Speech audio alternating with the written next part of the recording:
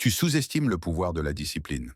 Non parce qu'elle est faible, mais parce qu'elle est silencieuse. Les stoïciens l'avaient donc compris depuis plus de 2000 ans.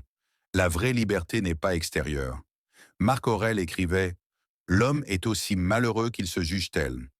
La discipline commence ici, dans le jugement, dans la maîtrise intérieure. La discipline n'est pas une prison, elle est une maîtrise de soi. Épictète disait « Aucun homme n'est libre s'il ne se gouverne pas lui-même ». Celui qui ne contrôle pas ses habitudes sera toujours contrôlé par ses impulsions. Chaque jour, la majorité des hommes obéissent à leurs émotions. Ils agissent selon l'envie. Ils reculent devant l'effort. Ils appellent cela l'esclavage intérieur. Sénèque écrivait « Être esclave de ses plaisirs est la pire des servitudes ». La motivation est instable. Elle dépend du corps, du regard des autres, des circonstances. La discipline, elle, ne dépend de rien. Marc Aurèle notait dans ses pensées « Fais chaque chose comme si c'était la dernière de ta vie ». Pas quand tu en as envie, mais quand c'est nécessaire. La discipline, c'est continuer quand la motivation disparaît. Épictète enseignait « Ne cherche pas que les événements arrivent comme tu le désires. Désire qu'ils arrivent comme ils arrivent, et tu seras serein. » La discipline t'apprend à agir sans te plaindre du réel. La discipline stoïcienne n'est pas dure. Elle est juste. Elle te demande de te lever quand le devoir appelle, de travailler sans attendre d'applaudissements, de persévérer sans promesse immédiate. Sénèque disait « Ce n'est pas parce que les choses sont difficiles que nous n'osons pas. C'est parce que nous n'osons pas qu'elles sont difficiles. » Les grandes réussites commencent toujours dans le silence. Avant la force, il y a la répétition. Avant la sagesse, il y a la constance. Avant la maîtrise, il y a la discipline quotidienne. Marc Aurèle écrivait « Supporte et abstiens-toi. Supporte l'effort.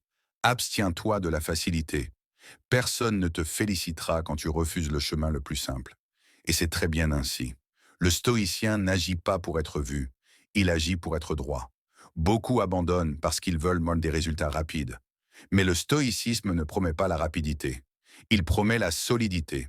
Épictète disait « N'attends pas que les choses arrivent. Agis selon la nature et accepte ce qui vient. Chaque jour de discipline te rapproche d'un esprit stable, d'un caractère ferme, d'une liberté intérieure réelle. Tu dépends moins de l'humeur, moins du monde, moins des autres. Un jour, les résultats apparaissent, non comme un miracle, mais comme une conséquence logique. Et ceux qui te regardent diront « Il est différent ». Ils n'ont pas vu la retenue, ils n'ont pas vu les choix quotidiens, ils n'ont pas vu la discipline invisible. Si tu construis chaque jour, même lentement, tu gagnes. Sénèque résumait tout ainsi « La persévérance n'est pas une course rapide, mais une marche constante. Souviens-toi, ce qui dépend de toi mérite ton effort. Ce qui ne dépend pas de toi mérite ton détachement. » C'est la base du stoïcisme. C'est la base de la discipline. Ne cherche pas l'approbation. Cherche la cohérence. Ne cherche pas la motivation.